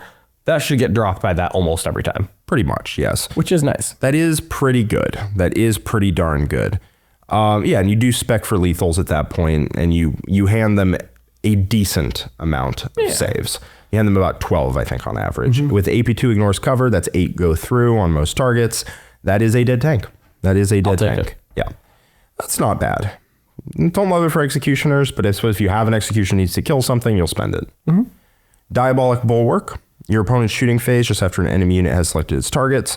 1 Chaos Knight unit from your army that is selected as the target of one or more of those attacks. Get a 4-up invulnerable save. And remember, this is just the shooting phase. This is rotate evil shields. Yes. They moved it over from the old index detachment. I'm surprised this isn't in every detachment, but it's a perfectly fine stratagem that you don't use as often as you think you will. Yeah. Yep. That's basically what it is. Because Armor of Contempt style defensive mechanics are really good against high quantity of shot, where you will almost always get some amount of value out of it. Yep. Whereas this kind of mechanic is one, improving a 5-up invul into a 4-up invul mostly just matters against high AP, low shot count weapons. Very swingy. Where it's very swingy, you might get 0 benefit out of this. And oftentimes you're better spent saving your CP for a CP reroll, where you'll know whether you need it after you've already rolled your saves as opposed to before. Yes. The detachment ability on this is pretty neato. You can give a lot of damage if everything in your army, like in the shooting phase, just sprouts sustained hits. Was that all 6 stratagems? That was it. That's all of them. I feel like you read me 3. I did read you 3 like relevant ones. Yeah. That was 6. The stratagems kind of let you down. So the first one is you can re-empower something. The second one is armor of contempt in combat. Right. The third one is sticky objectives if you go hero mode on them. I'm seeing that you gave 6. The fourth one is the battle shock check and also maybe slow them down sometimes. Yep. Warp vision is you gain ignores cover, and diabolic bulwark is rotate evil shields. Does count up to 6. I mean, none of them are like Terrible. terrible. And the battle shock check is not great, but there's kind of a dynamic you see in some detachments where you list off 6 strats and go, wow, this detachment doesn't have great strats. And your opponent goes, what are you talking about? That strat is useful sometimes, and that strat's useful sometimes, and that strat's useful sometimes. Yeah. But you have no role players in here. Nothing to build anything around. It's usually not amazing. If you have a bunch of 6 out of 10s, your detachment tends to be 4 out of 10. Yep, traditionally so. Yeah. And next up, we've got the Lords of Dread. This, I will say, is one of the most interesting and creative detachments that they've done recently. All right, so moving on to the Lords of Dread detachment. This rule doesn't really tell you much, but then you got to figure it out.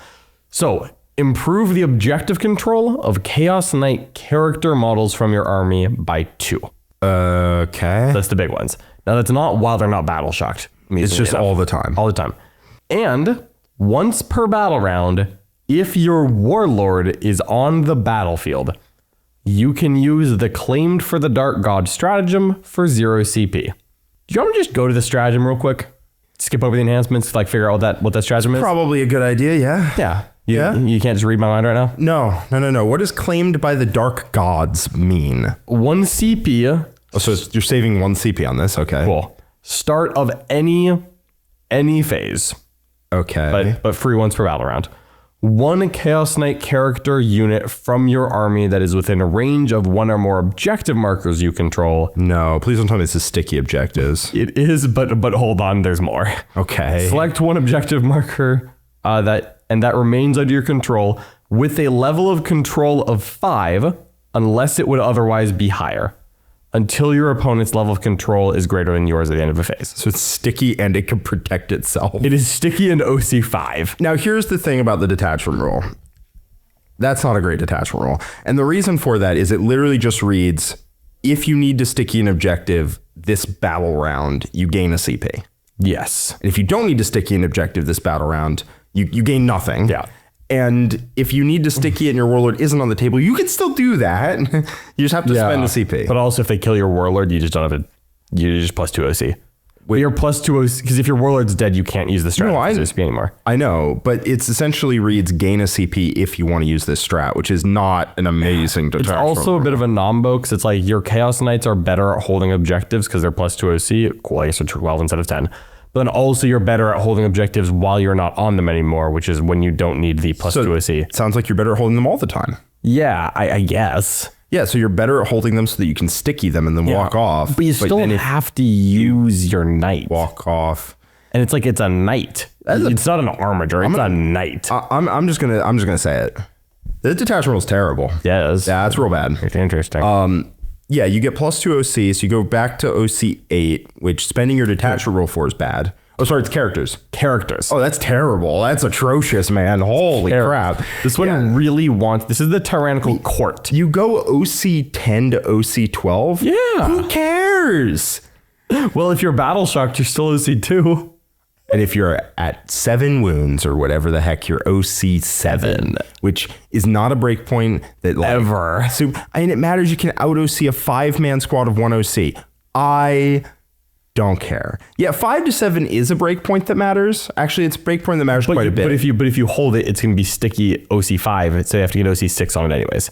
But yeah, it's not the sort of thing I want my detachment rule to be doing. I mean, let's just compare and contrast. Okay. All right.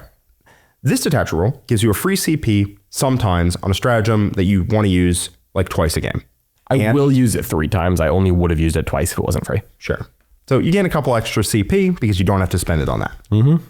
Then your big knights are +2 OC. That's it. That's all. That's what you got. Let's look at the previous detachment. You get to choose either sustained or lethal hits, or +3 move, or 6 of Feel No Pain to 5-up invuln on every single knight in your army, every single turn at the cost of having to take a leadership check. Look, yeah. This one really wants you to take characters. As a matter of fact, it so desperately wants you to take the big character knights that there are 6 enhancements in this detachment. What's the formatting on that? There are 6. There is no rule that says you can take more than 3. So you're still just... Okay. Honestly, sure. if you told me that they were like 0 points and I could take as many as I wanted and that was like the detachment rule, that would have been cool. That would be cool. But no, you just presumably have to pay points for these. Yeah. So what you're telling me is that is, I think, one of the worst detachment rules in the entire game. It's not great. I'm going to give you that one. I can't think of one worse off the top of my head. I cannot either. Okay, let's look at these 6 enhancements. Yeah. What I will mention about these 6 enhancements now is that they are all in between 5 and 15 points. So you will take 3 because you clearly are taking characters in this detachment. Sure, yeah, because +2 OC really makes me want to take a big knight. Well, you're going to have to because you need it for the stratagems. Great, okay. All right, Doc. Throne Mechanicum of Skulls. Oh, that's cool. It's very metal codex. It is. You can reroll charge rolls made for the bearer's unit. In addition, once per battle in your charge phase, you can declare a charge in a turn in which you advanced. I like that. That's pretty good. I like that. That's pretty good. Next, Blade of Celerity. Don't ask why, but the Blade of Celerity gives the bearer's ranged weapons assault. In addition, in the fight phase, once per game, the bearer gains the fight's first ability. Come again? You gain fight first on the Rampager once a game. Yeah, how did you know I was thinking of a Rampager? Can you read minds? Well, he does get assault on his gun when you do that. It's good. It's good they made both a melee buff and a shooting buff. And these enhancements, by the way, are like almost free, just to be very clear here. Okay, so these are like 5, 10, 15 on these 6 things. So far, those are 2 very good enhancements. Keep going. Suddenly you want to take this detachment. Warp-born Stalker. The bearer has the deep strike ability. In addition, once per battle, at the end of your opponent's turn, go ahead and pick it up and put it in strategic reserves. I don't mind that. No, it's pretty good. Don't mind that. Especially if it's cheap, which it is. Putrid Carapace. This is a defensive relic that you actually care about. The bearer has a save characteristic of 2-up. In addition, once per battle at the start of any command phase, the bearer can use this enhancement. If so, regain D6 lost wounds. 2-up armor save, heal D6 wounds once a game. Solid. At the start of what? Any phase? Command phase. In your command phase. You have to live. You can't do it in between your opponent's. It is yours or their command phase, but it still is not bad. Mirror of Fates. Once per battle round, you can target the bearer's unit with a command point reroll stratagem for 0 CP, even if another unit from your army has already been targeted by that stratagem in his face. Sure. I actually quite like that on a Desecrator. Yeah, I mean it's the long way round to a reroll hit or wound. Yeah, I suppose.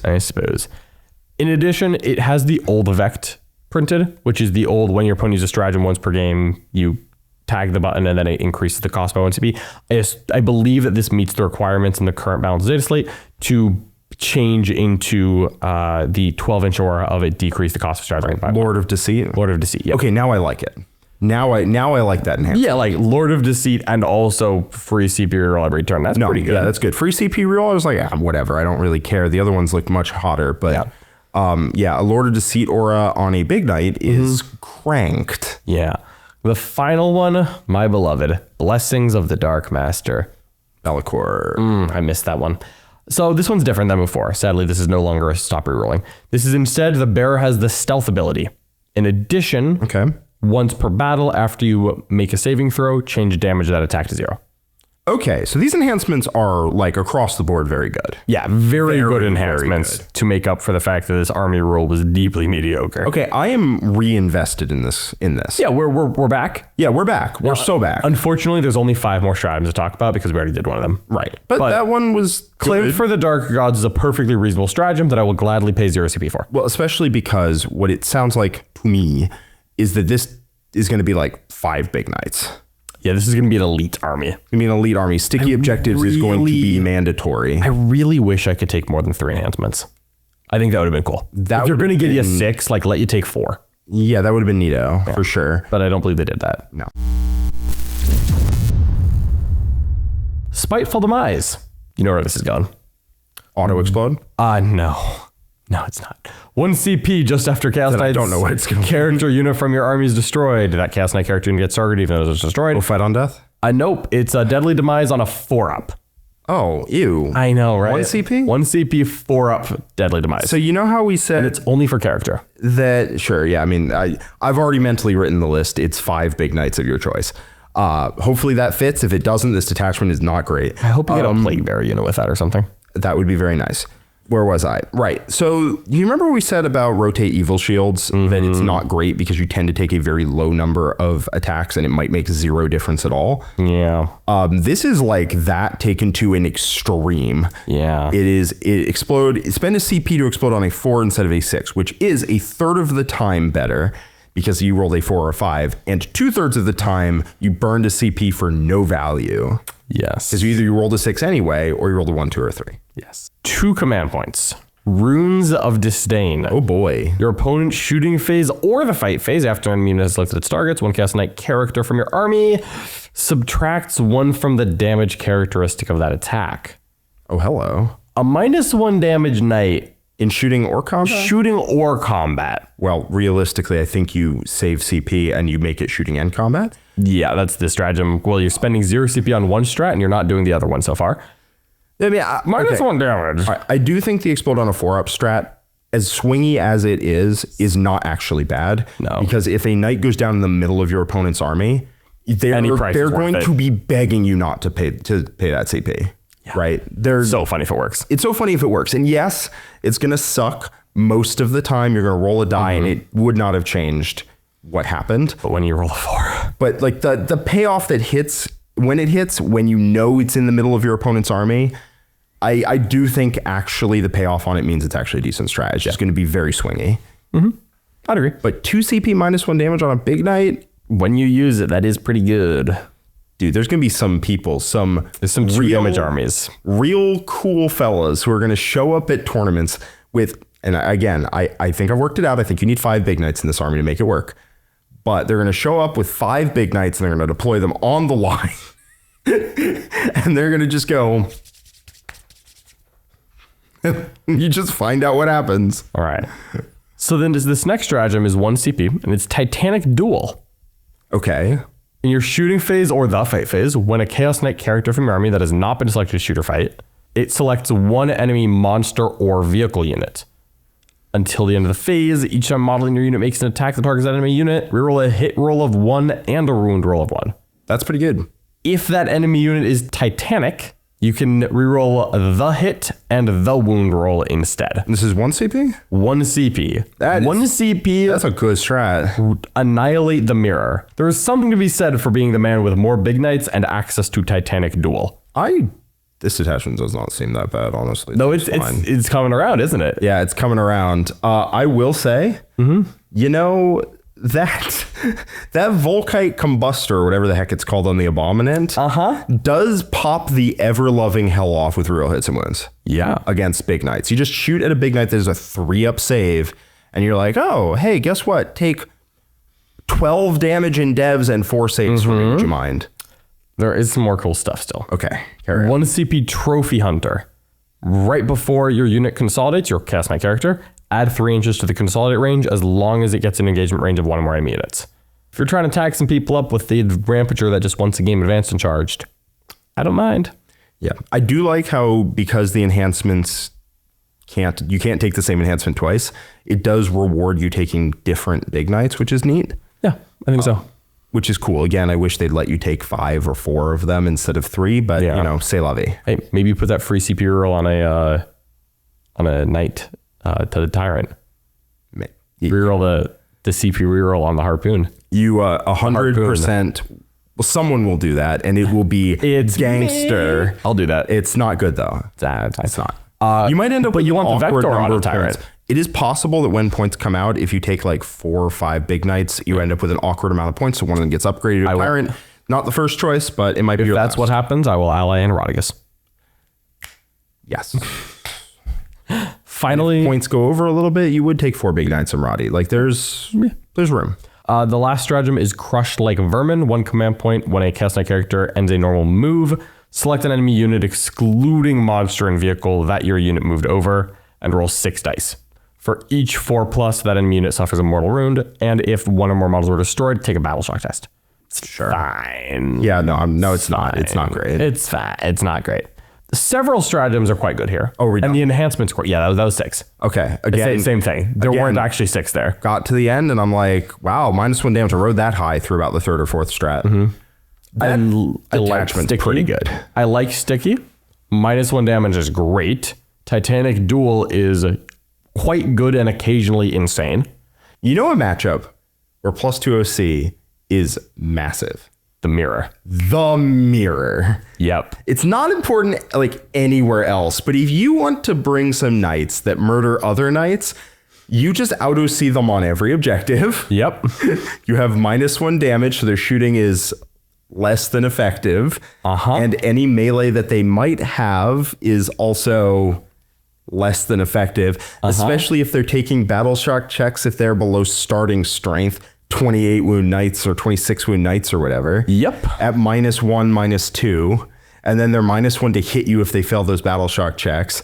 And then you could be -1 damage. You can full rolls to hit and wound. You take a bunch of big knights that, baby knights generally are more efficient.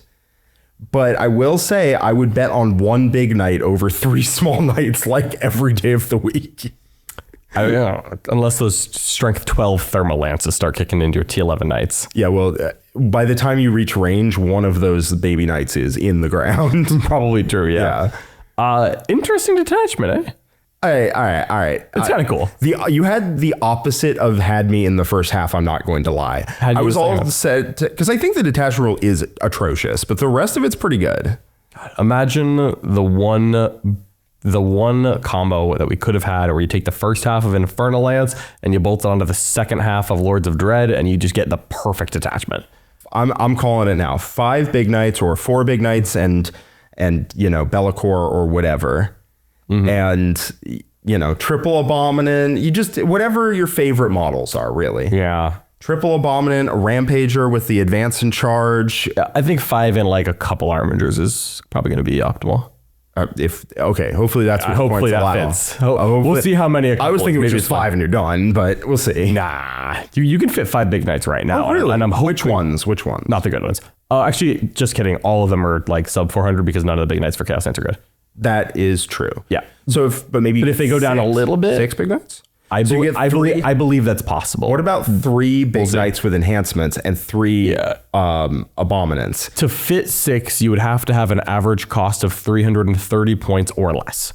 And then you take the enhancements. So take the enhancements you can. So ideally, you'd want them to be like 320, 325, and then you fit enhancements. That feels reasonable, honestly. With what these data sheets are, I would not be surprised. I mean, tune into the end of this video where we will talk about the points. Indeed. But dream would be 3 big knights that are unique and kitted out with a unique enhancement to do a unique thing, and then 3 abominants. Yes. That's your army. Yep. I would play the heck out of that. That sounds fun. That would be fun. That does sound fun. There is 1 left. And it is going to be the opposite of what we just talked about, because this one is the Houndpack Lance. Okay, well, that does sound like you're taking a lot of war dogs. It does. Which is the... you don't get to have your dessert until you finish your broccoli of Chaos Knights. How to take your war dogs. You got to take your war dogs. How could you score any points if you don't take your war dogs? All right. Detachment rule. Marked prey. At the start of your command phase, select 1 unit from your opponent's army until the start of your next command phase. Each time a war dog model from your army makes an attack that targets that enemy unit, if that unit is visible, thank God, because the indirect would be a little obnoxious, that attack gains sustained hits 1. That's Perfectly reasonable. quite good. It's like Oath, but not. Yeah. Yeah. It's like Evil Oath. Grr. Yeah. Grr. Rough. Yeah, basically. A little bit worse than Oath, right? Rerolls to hit is better than sustained hits 1, but, you know, I mean, it's not bad. That's pretty good. Weirdly doesn't do anything for carnivores. Because they're already sustained hits. Already sustained. To be fair, I don't think carnivores are the ones that needed the help. True, and there is some more help for them coming up. Fair enough. But then you start looking at the data sheets and you're like, all right, well, what does want sustained hits then? It's probably not the Melt-A-Gun. It's like 2 shots. It's the Brigands. I actually like sustained on melts just because it like occasionally. I mean, yeah, Every time you spike down, you could spike up. It does help with the Huntsman because the Huntsman gets real wounds. Yeah, so each hit is like very nice. Very nice. I like the Huntsman. While using the Houndpack Lance Detachment, the following rules apply. Your army must include 3 or more War Dog units. Dude, that's just Hold a checking. gun to my head, I guess. That's just checking to make sure you have a pulse. Yeah. Dude, if you write a Houndpack Lance list that does not have 3 War Dog units, you are legally a deceased individual. All right? War Dog units from your army have the battle line keyword. Oh, that's cool. And then when mustering your army, select 3 War Dog units from your army. Those units have character. Now, note this is not up to 3 units because you do want to have the minimum number of characters for assassinate and whatnot. Yep. It's 3. It is 3. So you get 3 characters. And that's why they say you have to include 3 or more War Dogs is to avoid some kind of random scenario. So the game doesn't break when someone says, well, I could take less than 3 War Dogs, which you won't. Yes, but here we are. You're not and going it's to do fine. it, but yes. And then designer's note that says, yes, you can pick them as a warlord and they can give them enhancements. So try to pull some weird timing issue on me. Yeah. All right, enhancements. We got Prey Slayer's Mantle. Okay, this one's wacky. War Dog model only. The bearer has the super heavy walker ability, so you can go through terrain and models and over other models and stuff. That's a good rule on a carnivore specifically. Who you're gonna put that on? It doesn't really explain in the lore why. Like, what does he stretch? He just like whoop. Yeah. Whoop. I think he bounds. I think he hopped. My head lore is that he hops. He's like a warhammer gun. That makes sense. That makes a lot of sense. Yep. I mean, that's good. You put that on a carnivore and he goes through walls. That's good. And moves through fellow Chaos Knights, which helps the parking lot issue that you will run into all the time. Yes. You put carnivores in front and then you put him behind so he can go through them. Yeah, multiple carnivores. Yeah. Or through walls or whatever direction. Like, ooh, maybe the right flank on my board is kind of clogged up by a ruin wall. Well, let's just put him on the right flank so we can go through that. Yep. Nice roll. Pretty helpful. Yeah.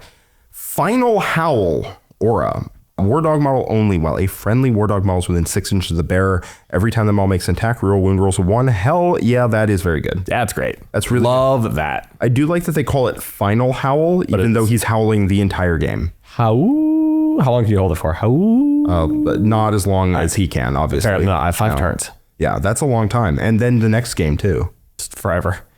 That is incredible, honestly. Yeah. That is genuinely great enhancement. Yeah. Loping Predator, War Dog model only, bears ranged weapons have assault. Okay, oof, we found one I cannot take. That's great. Yeah. Yeah, because the other 2 I'm taking. The other 2 you are taking. This one's perfectly fine. Yeah, I wouldn't be mad. Tight. And then Panoply of the Cursed Knights. Yeah, War Dog model only. Every time an attack carries the bearer, worsen the AP of that attack by 1. Okay, so you're not taking assault. Yeah. Panoply is nice. The other 2, the first 2 you are taking. Just Panoply, are doing it. I would prefer to take. Yeah. I would have liked to fit that in the list, but if I didn't, that would be okay. All right. Well, that's pretty good. That's so far. Good start. All right, we got Vox Howl for 2 CP. Start of the shooting phase or start of the fight phase, you pick a character unit from your army, and every enemy unit within 6 inches of your unit must take a battle shock test. Each friendly War Dog unit that was in 6 inches of unit and is battle shocked must take a leadership test. If that test is passed, that unit is no longer battle shocked. Okay, so let me see if I've gotten this right. Every enemy unit within 6 inches takes a battle shock check at the start of the shooting phase or the fight phase, and every friendly War Dog takes a leadership check to unbattle shocked. Correct. And you can only use it once per turn. It's 2 CP. That restriction is already built in, basically. 2 CP feels a little harsh for what is otherwise a fairly good stratagem, but what is not what I would call a crazy stratagem. Also because it's character only, right? Yes. Is it War Dog character or character? War Dog character. So you have 3. Yes. Exactly 3. Yes. No matter what. Uh-huh. This is not a great strat. It's fine. Occasionally at you'll one Battleshock check like everybody, but Yeah, I think at 1 CP I would be investing in this. Now, it's start of the fight phase, so this does project a little bit of like, if you charge into me, be aware that I might just -2 leadership Battleshock test on the guys that just charged me. Thank you very much. yeah, I mean, I'll be honest. A 6-inch Aurora Battleshock at -1 is very good on Dante. Yes. Who is on a smaller base, and so affects a smaller area. But to be 100% fair, he does it for 0 CP, not 2. 2 is not going to come up every time, but maybe once a game at most. It's fine if you're going to hit a lot of enemy units on their turn, so that they are then Battleshocks going into your turn. Yep. That's about it. Yeah. Hungry for combat. 1 CP, start of the fight phase, 2 or more War Dog units from your army within engage range of the same enemy unit. Select an enemy unit within engage range of those War Dog units until the end of the phase. Models in those War Dog units can only target that enemy unit, but each time a model makes an attack, an unmodified hit roll of 5+ scores a crit. So pretty nice on carnivores. Very nice. Even if 1 carnivore and a second like spotter guy goes in there, suddenly the carny is sustained 5s. Yeah, which is, on a 6 attack carnivore, that'll get you like 1 extra hit on average. Yeah, 1 CP. It also smooths it out, so you're a lot less likely to get 2 hits, which can happen sometimes. Totally can. I like it. Getting 2 carnivores on a target is where this becomes good, though. Yeah, I mean, I do think 1 CP, just pick a War Dog and it gets sustained 5s would be maybe a little much. I don't know. I honestly think it would have been fine. I think it would have been fine. I also think this could have...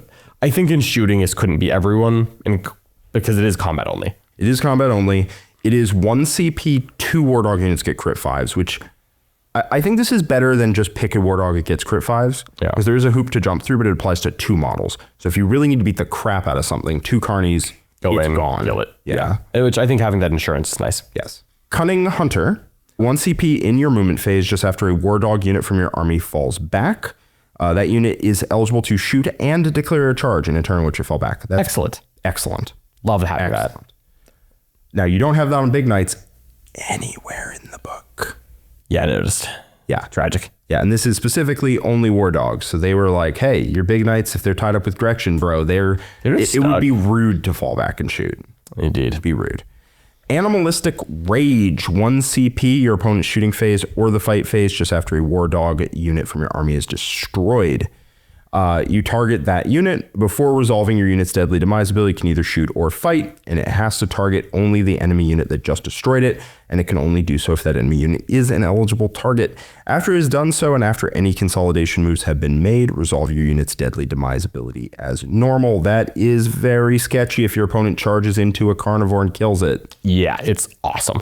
Yes. That like breaks open melee matchups. Yeah, fight on death carnivores. 1 CP, full fight on death carnivore. That's really good. You just charge in 6 carnivores. Let me know where you interrupt. Cool, he fights on death. That one. Also, this is not triggered when you are targeted as an attack by the attack. It's when you die. Yep. So you don't have to. If you're dead or not. If your opponent whiffs and doesn't kill you, you're just still there. You save the CP and you use it somewhere else. Yeah.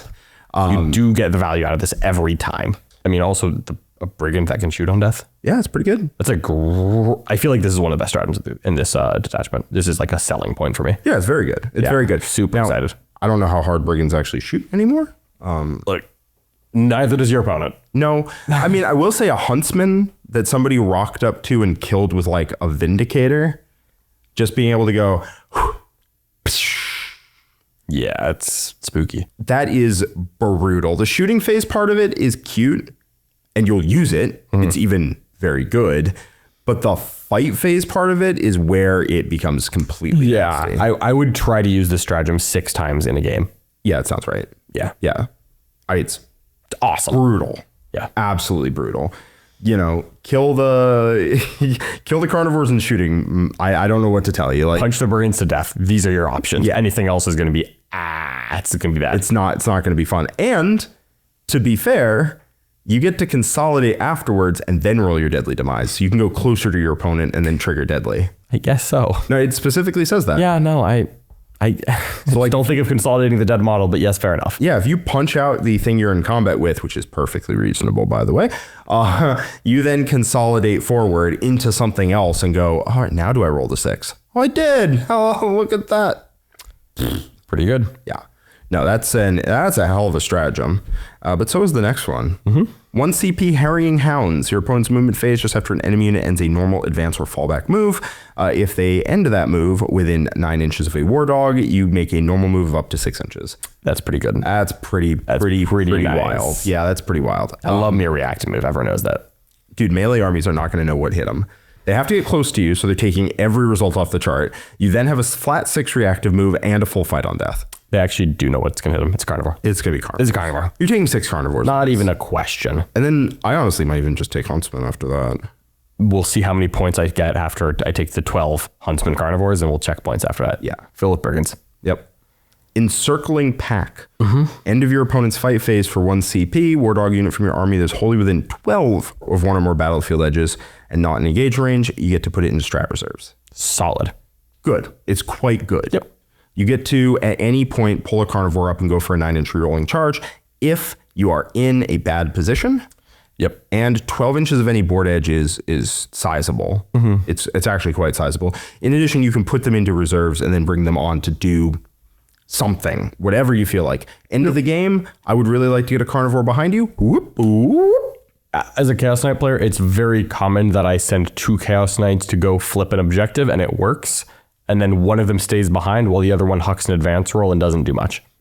These threats are very good. Very, Yeah. So that was the end of the detachment, right? yes. That detachment, good detachment. is very good. Yeah. This, looking at all 4 of the detachments, to me, both Traitoris, Lance, and Houndpack have notably good options top to bottom. Good strats, good army roll, good enhancements.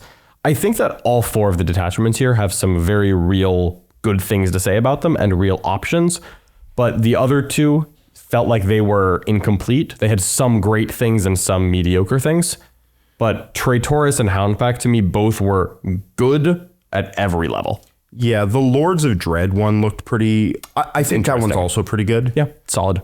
But the Houndpack Lance is very good. Yeah. It's also very good into Big Knights. That strength 12 off the Slaughter Claws Everything is going to wreck Big Knights. They're not going to overwatch when you go in. So just 6 Carnivores slamming into the Big Knights is like, this is actually really going to hurt because I hit on 3 sustained. We went on 3s. They're faster. 5s. They're faster than you. Yeah, and they reroll charges. Yep. So what's going to happen, and then also if you have a Rampager, it just is, or a Rampager or a Gallant, whatever variant of melee one you have, it just is taking a Karnivore to the dome every time it activates. Because either it leaves it alive, unlikely, or it kills it and you spend a CP to go, hey, why don't you take 20 damage? You really might. Yeah. You really might. Just the average might happen. The average is 5 hits. Sure. Right? 6 attacks sustained, 5 hits. It's called 3 wounds. It's called 3 wounds. They get a 6 up. If they fail all of those, the average is, which is about 50-50. It's like 15 damage. 16? 16.5. Yeah. If they fail all of them. And if they pass one of them, which is about 50-50 again, if they pass one of them, then they 11? take 11 damage. Ow. Ow, you can't do that because then on your turn, another Karnivore has your name written on it. Yeah. Yeah, if you take half of the health off of a Gallant and you just go send one more Karnivore and just... Or Karnivore plus a Huntsman in combat, so the Karnivore crits 5s. Yep. It's going to be painful. Also, the Melted Lances win them on 3s. It's all bad, actually, for Big Knights into the Houndpack. The Houndpack is quite good. Yes, which I know, and this makes a lot of sense to me. There's a lot of people who are like, hey, our armies are all war dogs. All the time. All the time. Have been all year. This is lame. I like war dogs a lot. Yeah, war dogs are cool. They are neat. I mean, I get as someone who might be like a Chaos Knight main, might get a little fatigued of that after a while. Chaos Knight at some point. They might want to take like the really, because like, look, there's like that thing looks dope. I love that guy. Yeah. I haven't used him like in a while. It's been a bit. I would love to see what the points cost on these things are. That's going to be big. Because I suspect what's going to happen is you can make a cool list that uses the big boys, and you can make a good list that takes the little guys. Right now, 13 Armigers is the standard, 13 War Dogs. If you can, with these new points, take 14, 15, 16, if it's still 13, it might be a little worse than before, although genuinely a good detachment. Those strats do a lot. A lot of heavy lifting. A lot of heavy lifting. I think 15 is probably going to be the sweet point. Yeah. Sweet spot. I think 16 might be too much. Like it 16 genuinely might be too much. Yeah. It's honestly be a lot of dogs. 14 might be too much. It's possible. The strats are balling out of control. Yeah, they're great. Because like, okay, what do you lose from the index detachment, like that you cared about? You have less control of the army rule, which is no, I mean like the old index detachment. Oh, from the old index, just talking dog spam, you lose Knights of Shade, which is huge. You gain, you have sustained against one target, which kind of replaces the need for that in the strat. Got it. Terror Shades is nice, not necessary. Okay. And the Feel No Pain reactively is nice, but not necessary. You lose Rotate, which is nice, but not necessary. You lose several things that are niche and cool and will come up, but not every turn.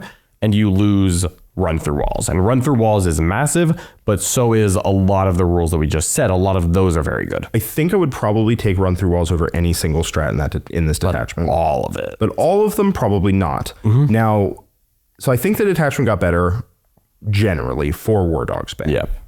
But the profiles on those dogs, it did get worse. Yep. Brigands are not lighting the world on fire anymore. In fact, you may not even take them. It's possible. We have to see. Yeah, we got to see the points.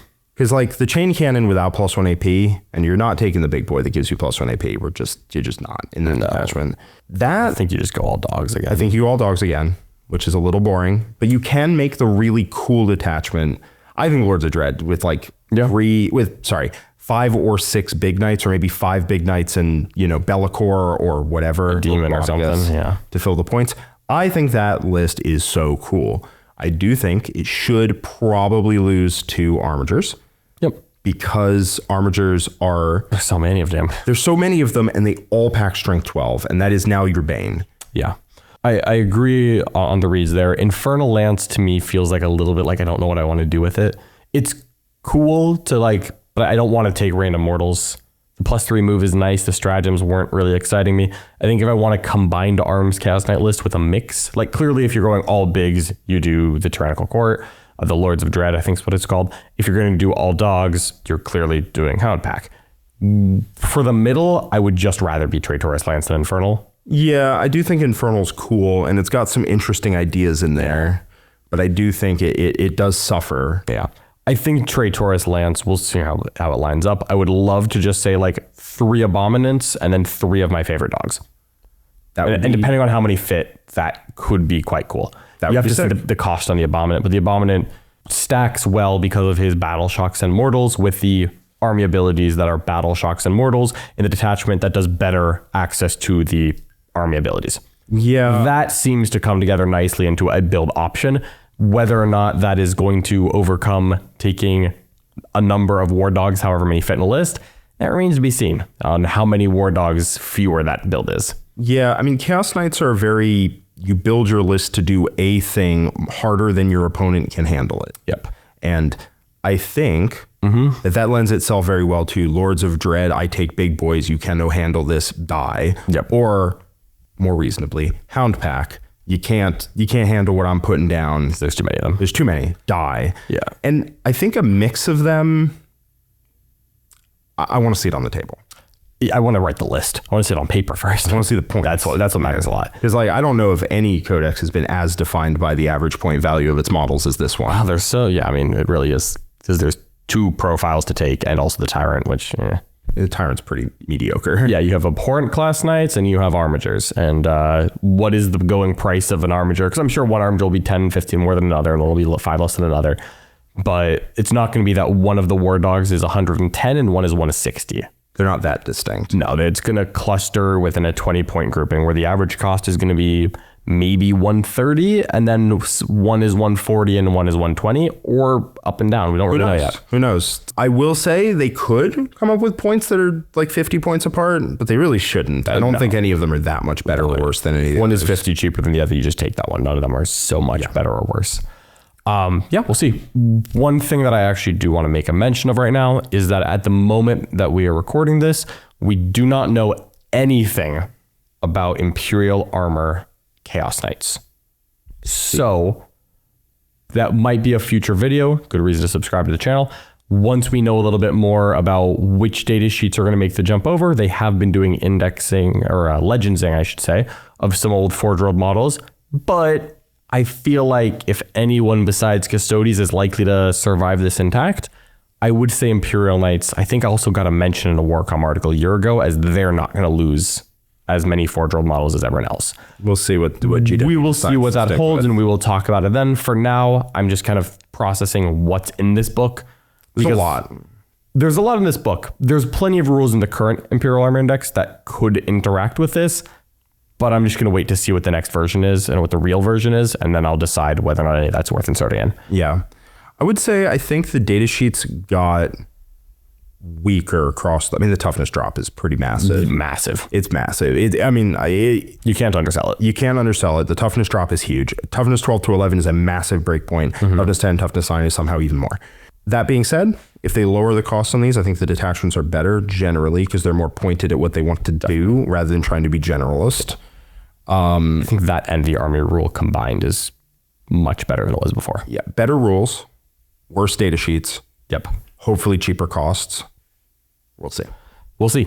But if you want to see how it shakes out, you can find out right now by going into the War Room and watching a game that we're playing with Chaos Knights right here in the War Room. Right now, yes, you will. All you need to do is sign up for a free 3-day trial down in the link below. Thank you so much, everyone, for enjoying this review. Again, please like it if you like it, share, leave a comment. All these YouTube buzzwords really help us grow the channel. And of course, subscribe to the channel. I can guarantee that if you like Knights, either Loyal or Chaos, we're going to have a lot of videos coming up. We're going to have games on YouTube. We're going to have, we're going to have tier lists. There's a lot to talk about. So we'll see you all there. Bye-bye.